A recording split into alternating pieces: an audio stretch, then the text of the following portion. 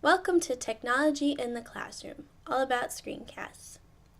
Screencasts, they are everywhere. You've probably watched dozens or even more without even realizing it. They can introduce you to new ideas or show you how to do something. In this presentation, I'm going to talk a little bit about screencasts, what they are, how to create them, and why we would use them in the classroom. So, what in the world are screencasts? Well, very simply, screencasts are video recordings of computer screens. So essentially, you can record exactly what you see on your screen, save it, and share it with other people. They are really informative, but more dynamic than traditional text, and they can be really helpful to visual learners in that way. So let's take a quick look at a clip from a screencast series I recorded called Mac OS X Productivity Pointers. If you move your mouse over the gray bar at the top, you will see which spaces you have open. Right now, it's only the desktop. Now, click and hold on one of your open applications. Drag it up to the gray bar at the top and hold it there. Once it forms a new space, release it.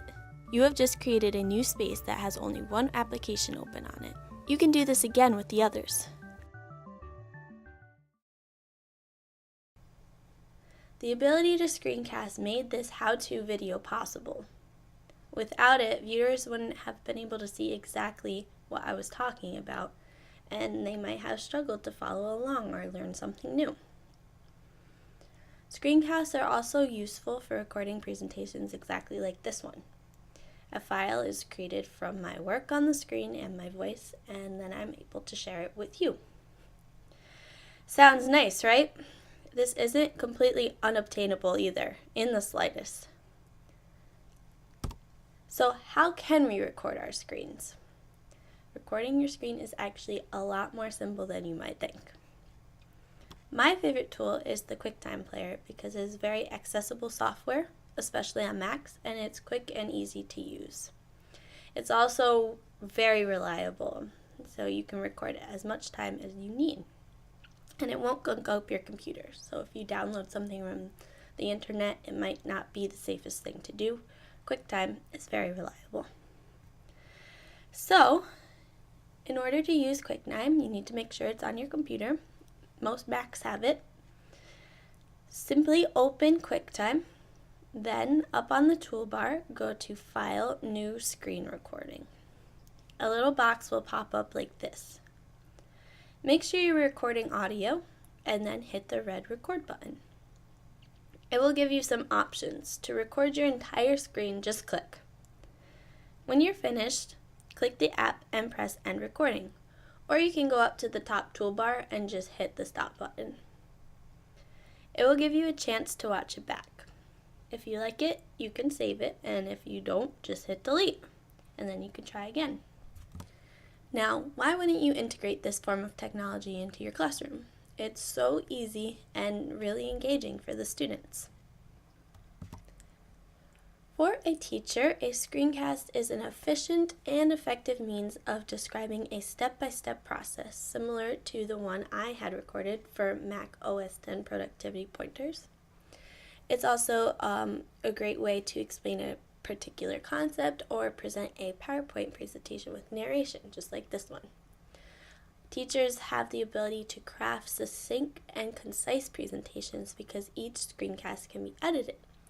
Sometimes in the classroom, a conversation can get a little bit out of hand, and a lesson might become a little muddled. This way, a lesson can just stay concise.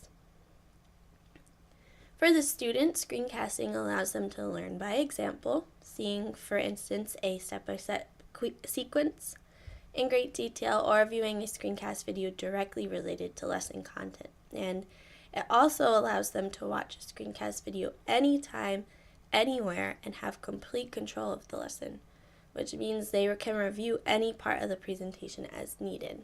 So if a student is really struggling with a particular part of a lesson, he can go back to that short clip of the screencast and watch it over and over again until it starts to make sense.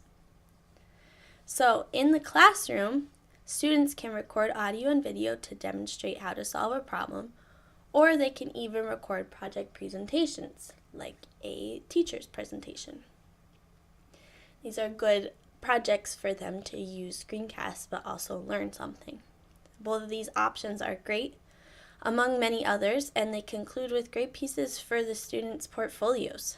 To be able to add digital technology pieces to these portfolios is a wonderful opportunity.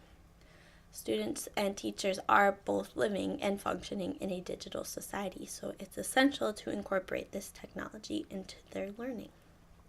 Thank you so much for watching my screencast about technology and screencasts in the classroom.